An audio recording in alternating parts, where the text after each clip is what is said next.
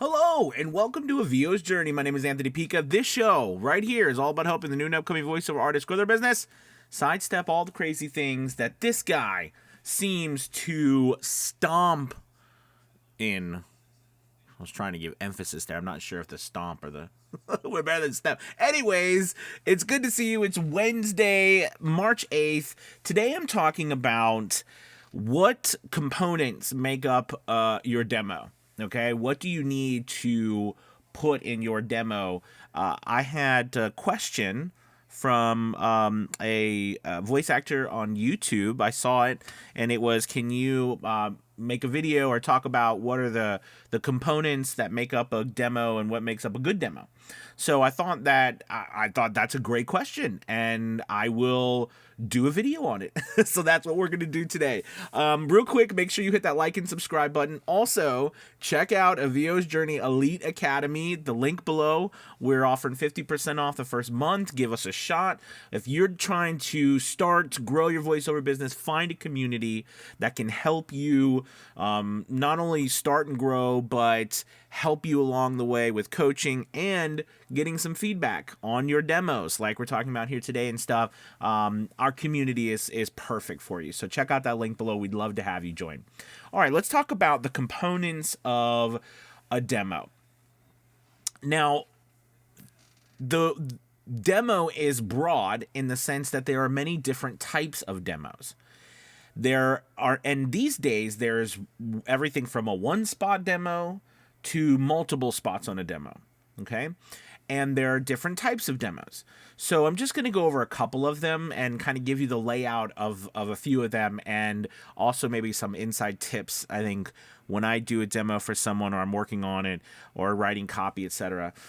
So first off, the kind of general types of demos and what's in them goes like this. So a commercial demo, and by the way, all of these things I'm telling you, they're general, not, unspoken, unwritten rules, but they're not rules. I mean, you can do whatever you want with your stuff, but generally speaking, we kind of, as a voiceover community, follow these. So for a commercial demo, you typically are looking between 4 to 6 spots in that demo, and you want that demo to be no longer than a minute or a minute 15. Okay, you want it to be short, in that time frame.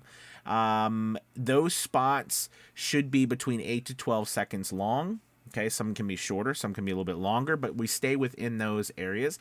And depending on what you're targeting with that demo, okay, because there are different areas, right? I mean, you can do a commercial demo for TV narration. You can do a demo for radio. You could do a split demo with both of those on there. You could do social. You could do video narration. Okay, you can do a specific area like you can do food tags. There's so many different commercials and video narrations that you can specify which ones you want, and that's where you can dive into them. But generally speaking, a commercial demo is 4 to 6 spots. You want to grab people's attention right away, so get a something that with music, with your words, something that gets people's attention in that first 1 to 3 seconds. Not saying that you're screaming, you're like, woohoo, listen to me. That's not what I'm saying. But, make sure that copy is interesting. You're saying something that grabs people's attention. Something there. There's some interesting music that go along with your words. Something that grabs people's attention for that was that first spot, and then 4 to 6 spots on that commercial demo, no longer than a minute 15. Okay. Some of the spots can include luxury. They can include insurance. They can include. I like to include like a car spot. I like to include a product, like an everyday product. I like to include a financial institution, something financial, and also like to include a quick food tag, and something like even if you have a local company too, that works out real well. But I like to include those kind of general things, and then if we want to dive further in, that's also helpful. Another good tool is iSpot TV. That's a great place to look at commercials, what's trending, you know what I mean, and what's happening right now, so that you get an idea of the styles that are being hired at the moment. So that's a good way to look at it. Now, let's go to an audiobook demo. An audiobook demo, typically, now they can go anywhere from a minute to 6 minutes.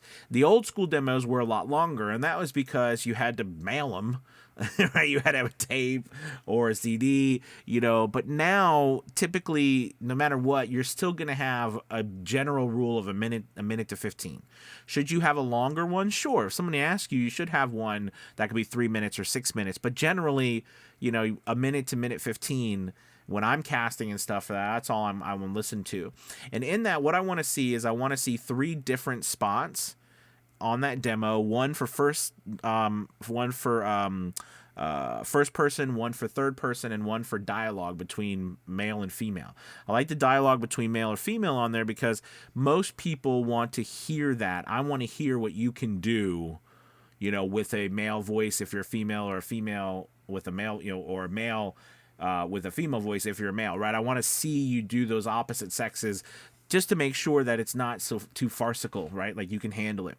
That's important, and to have those differences. Now, if you're doing nonfiction, it's the same thing. You can put a nonfiction spot on there as well, or nonfiction demo and a fiction demo, because nonfiction, you're still going to have first person, third person. Most stuff is going to be written more in first person, okay, in nonfiction, or from a standpoint of I'm the expert. I'm telling you this information. This is what I believe to be true, or these are the facts that I found. That kind of thing. There can be some dialogue in some more colorful types of nonfiction, but generally it's gonna be first person and third person.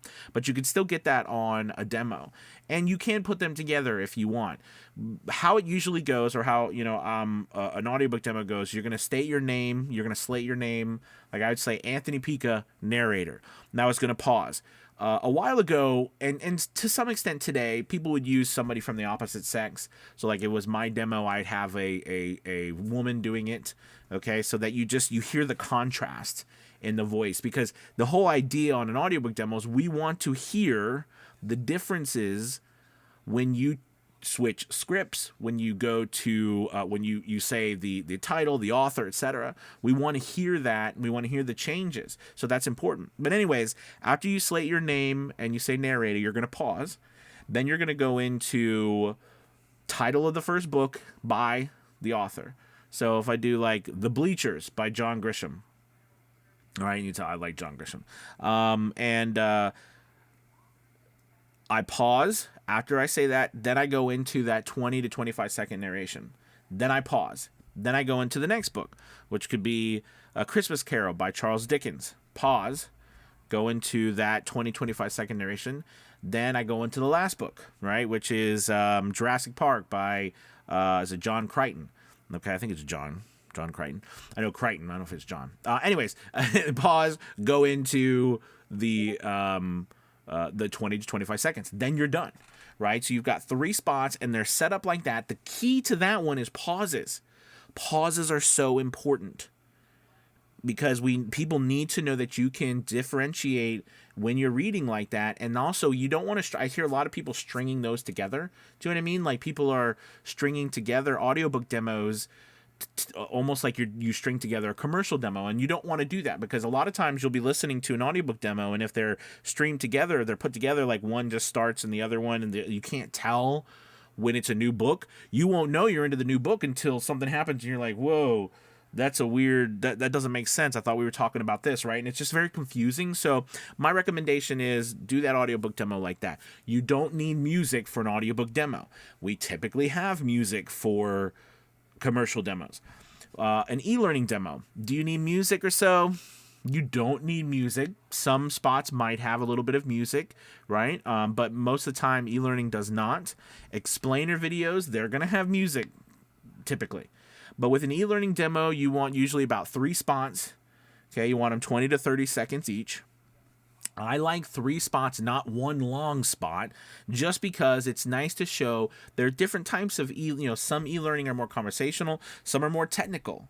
especially if you're going to put like a medical narration on there, or a narration about, building a carburetor or something like that. You're going to want to have a differentiation there. So make sure that, you have at least 3 spots on that demo. And again, that still needs to be between a minute and a minute 15. Could it be 3 minutes? You could have a longer one, but typically you're not going to need that. All right, because if somebody likes what they see from you or hear from you, they're going to ask you to do an audition, right, of their own piece. And then you can decide whether to make that longer or not. All right, so we've got that. A podcast intro and outro demo is going to be, and a character demo. These demos are going to be flashy. You're going to want to have, depending on what you offer. So that's a good point, Anthony. I should make that. So like for me, for my podcast intro and outro demos, I offer, radio imaging. I offer sweepers and stingers, and I offer the music, background music, and tags. I offer all these different things with my voiceover. So in my demo, I make sure I present it that way. Does that make sense? Like I offer them, and you hear that in the demo. Okay. If you don't offer that, then put some background music. You still want you want some music in a podcast intro and outro, because most people are going to have it. But the level at which you put that in there, I think should be based on what you are offering. Okay. So there's that. I think the video game character demo, there's multiple ones for video games, right? Because you've got video game trailers, right? Then you've got specific character types. Then you've got, plus then you can go into anime, you can go into cartoons, you can go into children's characters, and that sort of, because I do I'm the voice for this company. It's a math company for children that does math games, right? And it's Bottle. It's like Bottle Math or something like that. I can't it's bad. I know the characters, but the math company itself. But anyways, I have a character voice. It's a kid's kind of fun, character voice for their main character that narrates the game, right? So, you're gonna have all these different things, and you can create all kinds of different demos for that, right? But each one has its own thing. So like if you do a video game trailer demo, you're going to want to have some epic music, or you're going to want to have some stuff in the background. If you right now are not in a place where you can add background music, that's okay too. So let me say that again. That's okay too. If you can't add background music, that doesn't mean you shouldn't put something out there and grow as you learn. That's how I did it. All right. I think there might be other people who say don't do that. And that's okay too. It's up to you and your business. But I'm just telling you what I did, and how I became successful, and have helped a lot of other people become successful. And what we teach in the academy and representing yourself is because I want you to get out there, and I want you to start getting opportunities and making money, because no matter what happens, no matter where you are in your journey, you're going to get better. Meaning, like, you could have the best demo in the world, and 3 to 6 months from now, you're going to want to record another one. You're going to want, right? Because you're growing. Things are changing. You're always going to be upgrading, no matter what. Just put that out there so you're always going to be upgrading. So because you know that, keep moving forward, and don't be afraid to start, even if you don't have the perfect demo. All right. So anyways, I hope that helps. There's I'm trying to think of any other major demos. Meditation demos, the same sort of thing. Right. Now, getting a lot of these scripts, like I mentioned, iSpot TV, you can use like Chat GPT as a guide to help you format things, to help you rewrite things, and then you rewrite it from that. There's the method that I like a lot, which is going to websites, looking at copy, grabbing phrases and things, rewording them, putting them together, using copy that's existing. I get a lot of junk mail. Like, I don't know, you guys, like, I get stuff in the mail all the time, like flyers and sales things and little sales newspapers and, all local stuff. There's copy in there that you can use. Look at it, grab phrases, keywords, right? Words that that you could use and put them down and make a script out of them. So there's lots of ways that you can put scripts together nowadays. Very simple. So that will help you in on all of them. And I was talking about the meditation one. Just a little note about meditation gigs or demos. A lot of the meditation demos or the affirmation is about the music, the soothing nature of the background music. All right. So in that particular one, you probably want to try to learn how to mix music and put music in the background, but it doesn't have to be, some crazy piece, right? I mean, there's a lot of places that you can find this music, especially for free. Places like Pixabay.com, Pixabay is a free place. I use like Storyblocks, Envato Elements. Those are places, those are paid, but I use them. And there's also, oh gosh, I'll have to look some more. But there's a bunch of other places too, but those are good. YouTube Studio is free as well. I think is it Epidemic Sound? I think it might be, or is it something about that? But there's another one that allows you to grab the stems. And we did a webinar in the last about 2 weeks ago with Booth Junkie Mike Delgadio, and he was telling us about that that website. I think it's Epidemic Sound or something like that. And they allow you to use the stems, so like you can grab this. So you had like the drums, the chorus or something, and then different instruments per se, and like you can make some higher, lower. Like it's really nice, but that's advanced stuff. You know what I mean? But I'm just saying, use what you can to get into it, and background music. Teach yourself as you go along, or be like, for example, join the academy and learn about this stuff. I think it's good to work with. A final note about working with professional demo makers. It's a good idea to work with them, throughout your journey. I don't think it's a good idea to rely on one, not anymore. It's just in my personal opinion. One demo is not enough. And if you're going to go spend $500 like I charge, or $2,000 or up like other people charge for demos, you're not going to be able to spend, you're not going to be able to get 20 demos. Like that's just too much money, right? Like, so you need to be able to create your own, but it's good to work with professional demo makers from time to time, because those are artists. Right? They're artists as well, and they're going to help you really nail down some things that you might not have been able to put together yourself. But you can't work with those people all the time on every demo. We just don't have the money. So it's important for you to learn how to do it yourself. All right. Thank you guys so much for watching. I hope this has helped to give you a bunch of information. I kind of just like at you all that information. But unfortunately, it's recorded, so you can watch it over and over again. And remember again to hit that like and subscribe button, and check out a VO's Journey Elite Academy. We'd love to have you and be able to help you. And also, we just got and paid a voice actor another job through Academy Voices today. So that was a lot of fun, and that job's completed. So, our small online talent roster agency is growing from, and that is the way. That's a part of VO's Journey Elite Academy, where we get members from the Academy work. So that's really cool. I'm excited about that. But thank you guys so much for watching again. I'll talk to you soon. Have a great Wednesday. Peace.